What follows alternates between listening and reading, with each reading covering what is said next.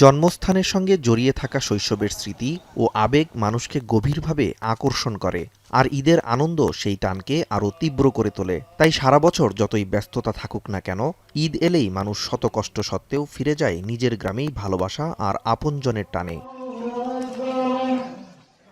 শিবগঞ্জ পৌর এলাকার বাসিন্দা ব্যাংকার মাহফুজ আলম চাকরির কারণে স্ত্রী ও সন্তানকে নিয়ে থাকেন রাজধানীতে। শহরের ব্যস্ততা, যানজট ও কাজের চাপের মধ্যেও ঈদ এলেই ছুটে আসেন গ্রামে মায়ের সান্নিধ্য আর শেকড়ের টানে। ছোটবেলার বন্ধুদের সঙ্গে মেতে ওঠেন গল্পে। তিনি জানান, গ্রামীণ ঈদের আলাদা এক আমেজ রয়েছে। খোলা মাঠে নামাজ, মায়ের তৈরি নানা খাবার সবকিছুই এখানে অনেক বেশি প্রাণবন্ত।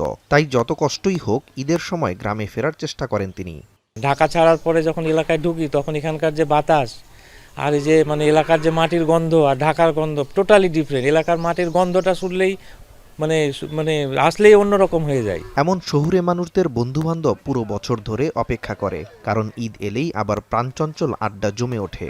ব্যস্ততার মাঝে হারিয়ে যাওয়া ছোটবেলার মধুর স্মৃতিগুলো মনে পড়ে। বন্ধুত্ব, আনন্দ ও স্মৃতির এই মিলনটাই ঈদকে আরও বিশেষ করে তোলে। কর্মের সুবাদে আমরা বিভিন্ন জায়গায় আসি।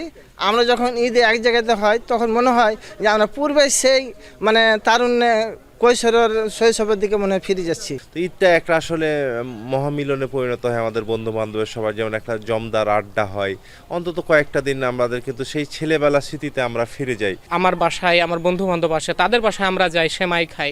এই ঈদের ছুটিটাকে কেন্দ্র করে আমরা কিন্তু অনেকটাই পুরনো স্মৃতি খুঁজে পাওয়ার মতন একটা অনুভূতি জেগে ওঠে আমাদের মাঝে। Primary school, high school, college লাইফে একসাথেই সময় কাটিয়েছি। এখন সবাই নিজস্ব কর্মস্থলে বিভিন্ন জায়গায় আছি। এই ঈদ উপলক্ষে আমরা সবাই একসাথে যখন উঠা বসা করি, খুব ভালো লাগে। জীবনে ঈদ আসে যায়, গ্রামে কাটানো প্রতিটি মুহূর্তে স্মৃতি হয়ে থাকে হাসি, আনন্দ ও প্রাণবন্ত আড্ডার ছোঁয়া। ক্ষণগুলো ব্যস্ততার ধকল ভুলিয়ে মনকে করে প্রফুল্ল এবং জীবনে যোগ করে নতুন শক্তি। এখন চাঁপাইনবাবগঞ্জ।